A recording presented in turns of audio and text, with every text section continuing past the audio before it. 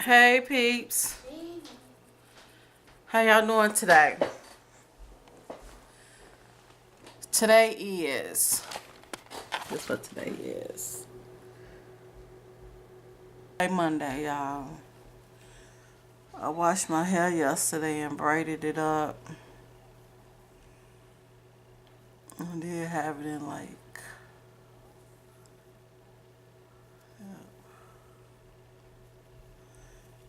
it was thirsty.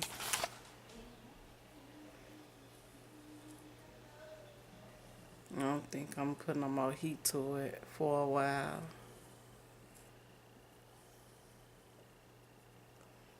I had all this braided together. I just took it a loose. I probably should have kept it braided together. But what else? What I'm doing today, getting ready to eat lunch, leftovers. And I was thinking about doing a read. It's so dark and gloomy, y'all. Man, we had some real bad fog yesterday. Trying to get some lighting. I think this is the better position, but I'm not comfortable in this position. Go rain. I saw the fog yesterday. Yeah, it was scary. Is it still foggy? No. Oh, No, not really. you ain't been out on the back. Oh, yeah. It's not foggy. It cleared up. Mm-hmm. Yeah. Snacky? I ain't got no snackies. I ain't hardly got none. She begging for this, y'all. She always begging. But it's not that much left in there. It's mass, though. That's mass. All that's mass. See that? That's what's in here.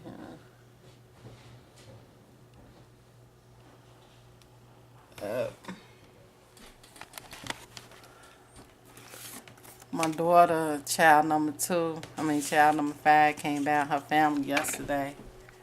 She played spades. I want to show y'all the score. This us.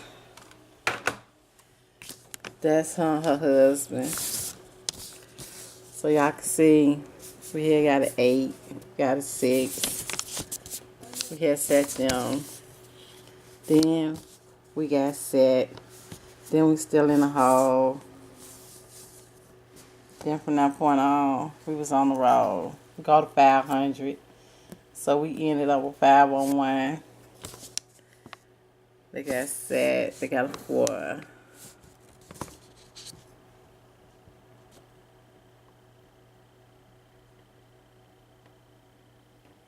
They ended up with 348. So it was a good game yesterday.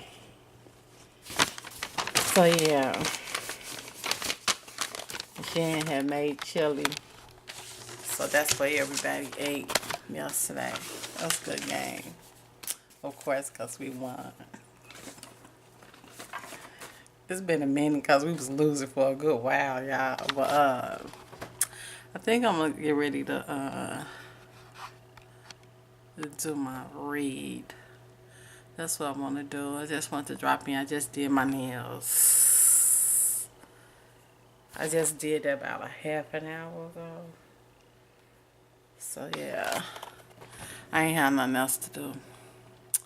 So yeah, get ready to put y'all up here on this tripod. And get ready to do my read. This week I gotta wash dishes. And I just dust my room. I had that written down on my little list, things to do.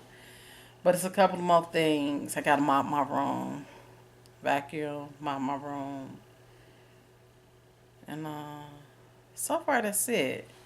Cause I've been kind of staying on it, just getting up every day, just doing stuff. Yeah. Since I had too much to do last week, I had to wash dishes, I had to cook, so I was on it, just keeping everything clean, dusted, mopping, and yeah. So, y'all see me. Oh, how did y'all enjoy y'all weekend, y'all? Ooh, I'm being rude today. But y'all know how my Mondays are. I wanted to have a video for today because my daughter came over yesterday. I normally would have recorded yesterday and have it up today.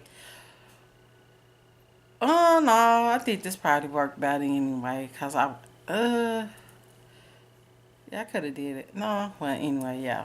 I'm getting ready to do my read and I'll be back. Trying to see if there anything else I want to say. I don't think so. How well did I sleep last night, you ask? What I was trying to watch on TV, you ask? Good question. I had watched I stayed up to 1 o'clock watching this movie. What was the name of this movie? Siege. It was good with Denzel and Bruce Willis and Ned Benning. 11. It came on 11 to 1. So yeah. That explain all this right here. I ain't gonna even go into details. Y'all already know how my beginning of the week videos gonna be. But I'll be back with this read. Okay, so I'm back, y'all. It's 11:17. Let me get ready to start on this read. I don't know if I'm gonna finish this read, this chapter today, or break it up in 2 parts. But let's get into it. Y'all know we on chapter 19. His past. I think it's gonna be interesting what y'all think. You think so too? Yeah. One day maybe one day, we can all just get together and just, you know how Oprah used to do? She used to have book clubs. And they used to all read a book. Then they'll come together and talk about what they thought about a book. Maybe one day we can do that. Maybe one day we could pick a book, everybody could read it, and we could meet somewhere on YouTube. Let me get into this read. We'll be with they FaceTime and then Skype it and all that. I don't be doing all that, but we can figure it out. We can figure it out with all the technology going on. We can hook it up and talk about a book and our thoughts and inputs and what we got from it. Good idea, right? I know. Okay, his past. Michael was 19 when he collapsed from nervous exhaustion. He was attending college for a time during the day and writing, arranging, and playing the piano and drums in local clubs in the afternoons and evenings. Oh, he was lazy. He had high stress, little sleep, and was rapidly working himself to death.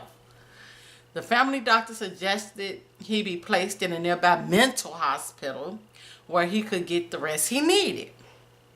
His mother later told me that she and the doctor regretted that decision.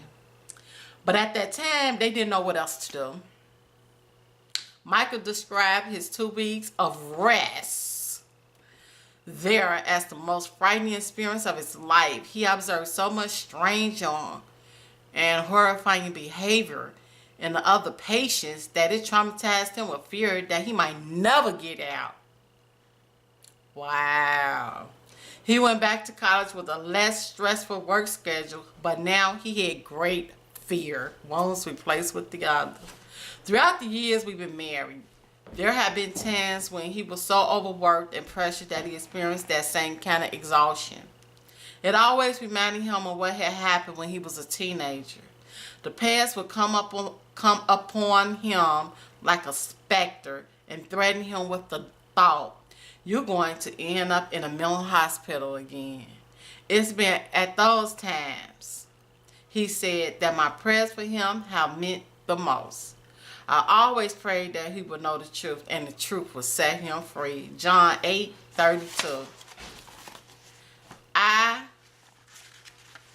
Michael finished this. I pray for God to deliver him from the past. This has been a gradual process, but I saw strides forward every time I prayed. The past should not be a place where we live, but something from which we learn. Live and learn. We are to forget those things which are behind and reach forward to those things which are ahead. And we're to press toward the goal for the prize of the upward call of God in Christ Jesus. Philippians 3:13 through 14. God is a redeemer and a restorer. We need to allow him to be both. He can redeem the past and restore what was lost. He can make up for the bad things that have happened. Psalms 90:15. We must trust him to do those things. We can never move out of the present into the future of what God has for us if we cling to and live in the past. Your husband's past not only affects him, it affects your offspring as well. More is passed down to your children and grandchildren than just the color of your hair and eyes. We can leave a legacy as painful and damaging as the one we experienced ourselves. Woo! We can bequeath a heritage of divorce, anger, anxiety, depression, and fear, to name a few. Whatever you and your husband can free yourselves from will mean more freedom for them. As long as you dwell in the past, you not only lose some of what God has for your future, but it will affect your children's future as well. The events of your husband's past that most affect his life today probably occurred in his childhood.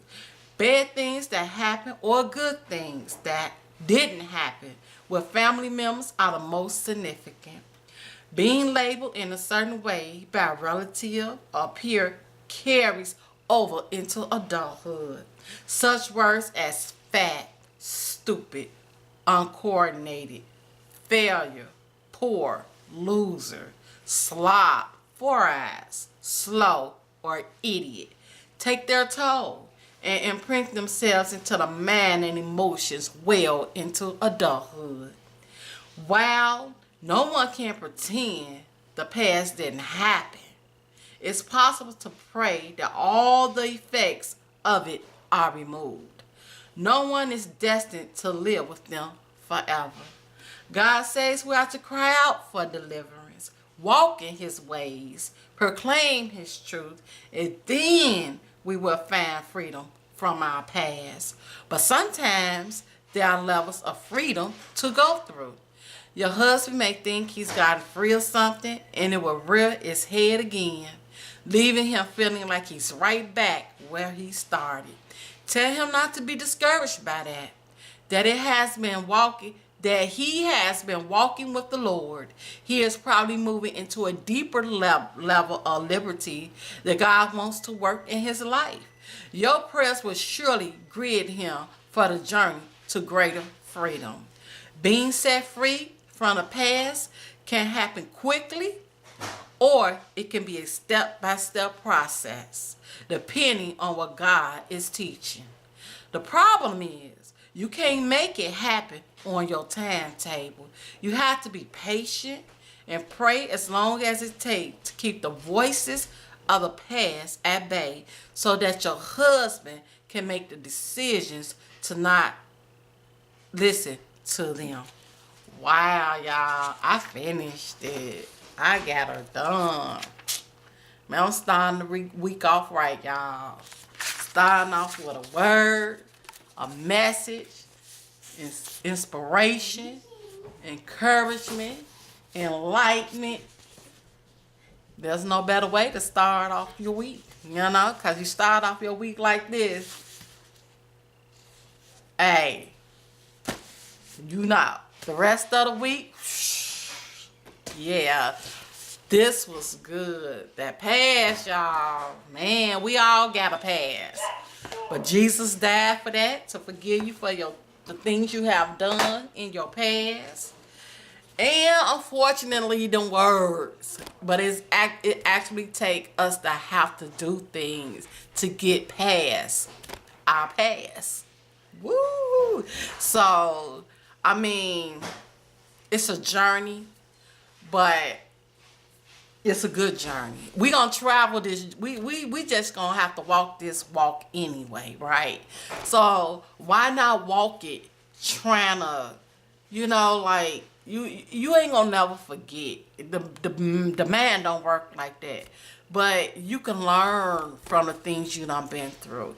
You can let that motivate you to do other things, to be a better person, to help other people. I believe everything that happened in our life happens for a reason. So yeah, your past ain't meant to break you. It's part of your building, and it's part of who you are. You know what I'm saying? So you could either be that person that let they past get them stuck in a rut and just feel like it's no hope.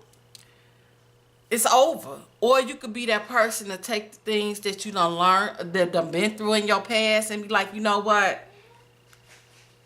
I see what I did right here. I know not to do that next time. I see what I did over there. I know not to do that next time. Basically, learn from the things you done been through. And it's not just for you. You're not living your life just for you. You live it for others too. Like Jesus died for us. We live with the things we go through. Because 9 out of 10, a lot of us we kind of go through the same thing, especially us females. You there to encourage somebody else, to let another person know, look, I've been there. I done that. I made it. You can make it too. And I mean, the things I might have did to make it might not be the things you need to do to make it. But hey, this is where I started from. This is what happened. This was my thought process to get me to where I'm at today. You know what I'm saying? And that's what it's about. It's about going back. Hey, you see your fellow sister, your fellow brother, come on, get up. Come on, get up out that rut. Get up out that pit. Quit feeling sorry for yourself. Life happens. Things happen. It happened to us all. You know what I'm saying? Everybody done lived and living done had some things to happen to them. That's life. You can't escape that. But it's how you gonna deal with it. It's how you gonna approach it. It's how you gonna process it. And when you do all that, what you gonna do? What you gonna do? What you gonna do? You still can live your best life. You know what I'm saying? And sometimes the way you feel like you living your best life is taking those things that you done been through and using it to help somebody else, to get through it.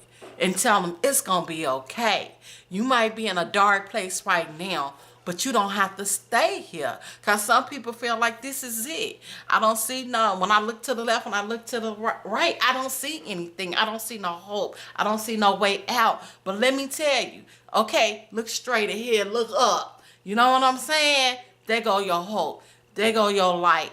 There it is. There go that voice. There go that book. There go those words.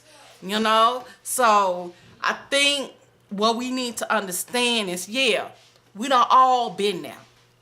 We all got a past. You know what I'm saying? And good things is there. Some bad things is there. Some ugly things is there. But you know what? It's okay. Because you done even made it this far with them ugly things and them bad things. But if you depressed, if you sad, if you just feel defeated, you don't have to.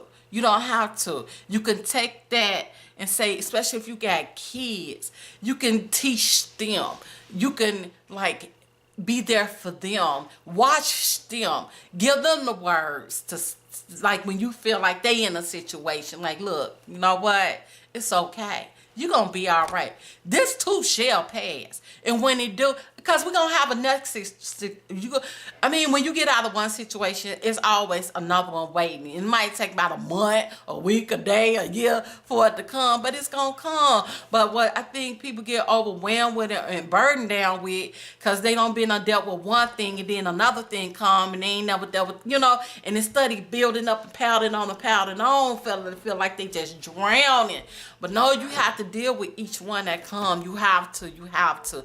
Even if you got to go to therapy. And therapy ain't just like a stranger you got to talk to or pay your money to. It's just talking to somebody that got that ear to hear what you got to say. It could be a friend.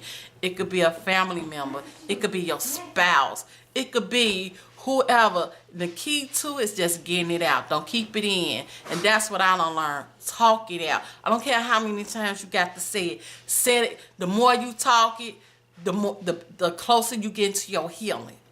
But if you never express it, you never get it out, it's gonna become like a cancer. It's just gonna kill you slowly on the inside. You just gonna deteriorate slowly on the inside.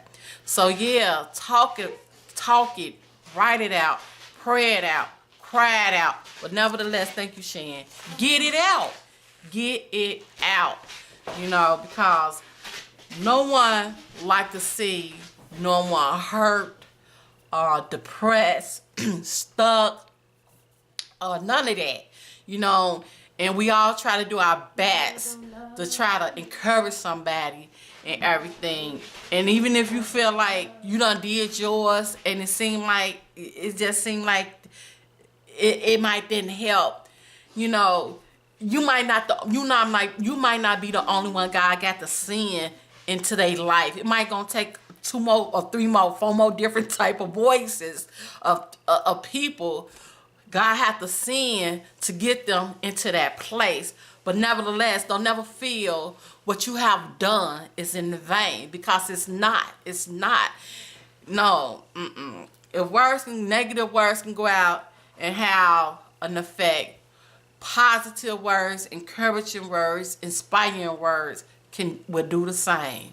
No matter if it's a lie, a paragraph, or just a sentence, or it's just a quote or a phrase, it's still powerful, because it's still something that went down there and shook up something, and maybe they need a couple of more shaking ups, but the shaking have started.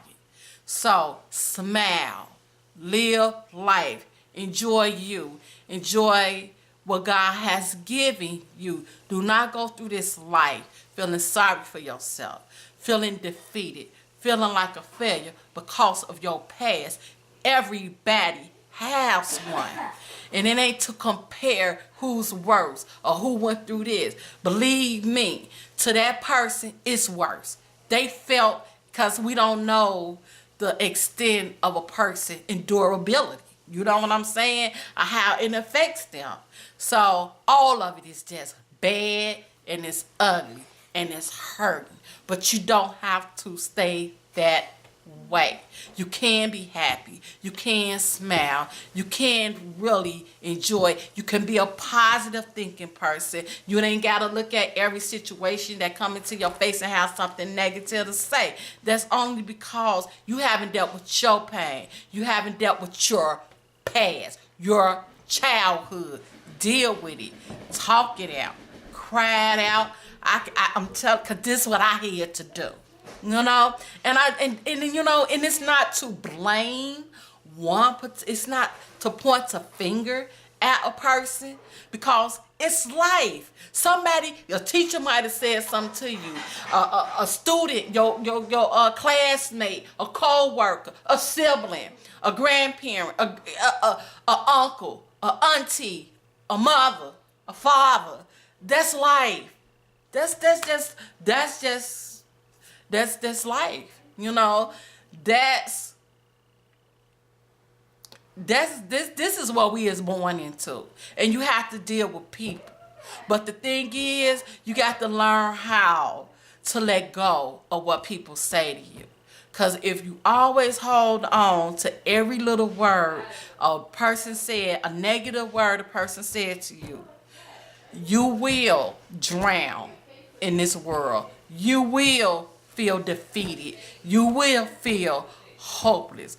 But you know what? You take it with a grain of salt. If it's truth to it, apply it. If it ain't, rebuke it. And you keep it moving. You keep it living. You know what I'm saying? Don't let people have that type of power over your heart and your emotions. You get what I'm saying? That's yours. That's your heart. These your emotions. Don't give them that power. Take it back. You know what I'm saying? No matter what done happened to you, you got the power to change that feeling. You got the power to do make something that look ugly and feel so hurtful, and you feel so wounded. You can take that and draw strength from it and use it to better you and other people, your kids. Encourage your husband if he done been through something and he got that story, you know, and build each other up. Let's build one another up. It's enough tearing down going on in the world. You know, let's be the change we want to see. Let's do this. So yeah. And I got lunch leftover tacos, y'all. Y'all know I could eat me some tacos. So Shan had fixed some tacos. So I'm getting ready to eat my lunch. And they getting ready to have gym. And I hope y'all took something away from this read. And yeah, let me move on because I got kind of caught up in my, y'all know how I do. Y'all already know. So next is the prayer, which is short, and then the power tools.